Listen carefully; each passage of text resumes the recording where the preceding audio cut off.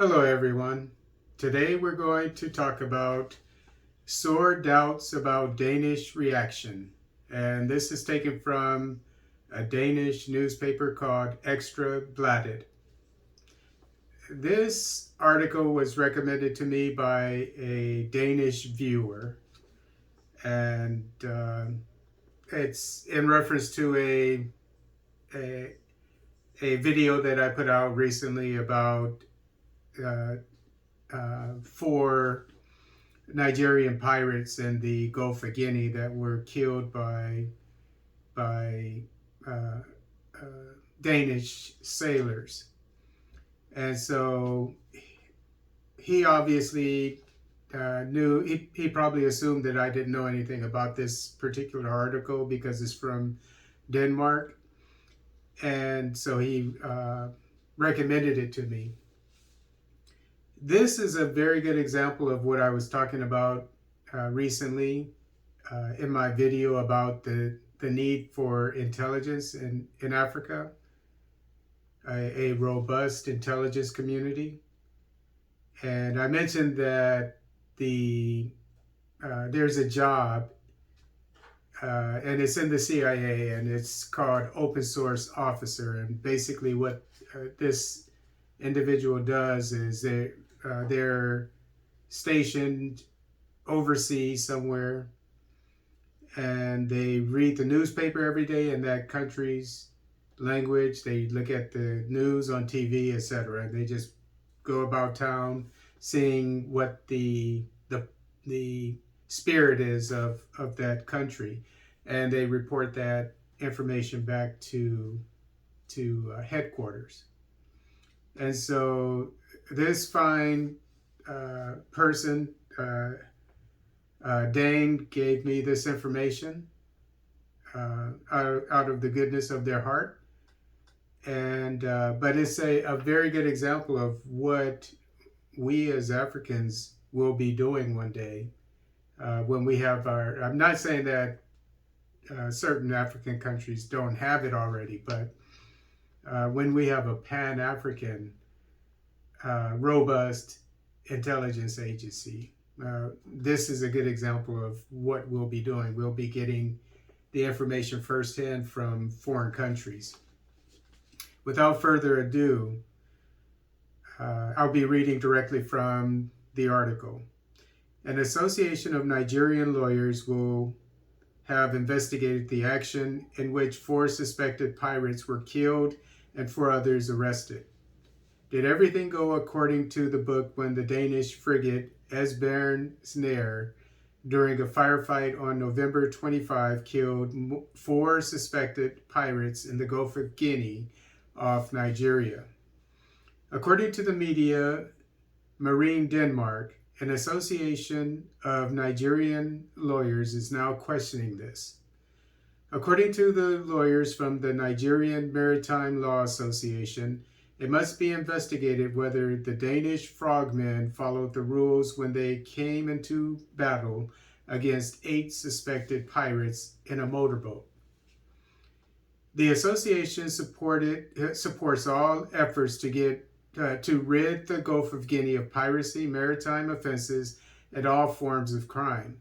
However, it is concerned about Nigeria's sovereignty, the rule of law, and the use of relevant military force in the specific incident which is alleged to have taken place in international waters, 25 to 30 nautical miles south of Nigeria's territorial waters.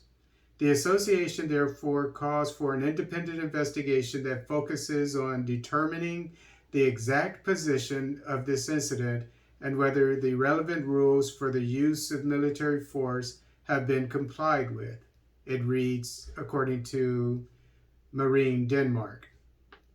Armed forces stated in connection with the operation that the frigate Esbern Snare sent the Frohman Corps away in RHIB boats to board a pirate ship that allegedly had against merchant ships in the area.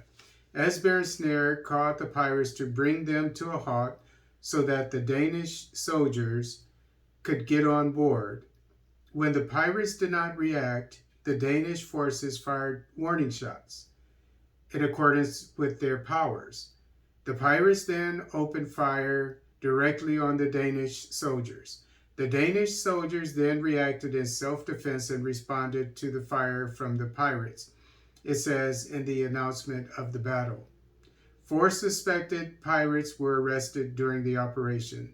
They have been imprisoned in absentia in Copenhagen City Court for 13 days, but are still on board as snare. They may well end up in Danish prisons. So another thing that we need to glean from this article is the need for African nations to flex their sovereignty. We understand that African nations generally don't have the materiel, that is the military weapons, etc., to defend their borders and so forth, and that they're working on it. I mentioned how after this incident, the Buhari administration was in the process of acquiring 4 large ships that would help the Nigerian Navy fight piracy, and that in just 1 year, if they could repeat that every year, within 10 years, I assume they would be in control of their territorial waters. But in the interest of sovereignty, this points to the need for African nations to up the ante when it comes to protecting their borders and their waters, because this is an embarrassment to the Nigerian people for a foreign government to have to defend the boats in near Nigerian waters with their own security team. There's no need for foreign vessels to be in security vessels to be in Nigerian water, or I mean, they said that it supposedly was in international waters. If that's the case, then okay, so be it. But if it happens to be that these Nigerians were in Nigerian territorial water, then it shows that there's a lapse in security in the waters of the Nigerian section of the Gulf of Guinea.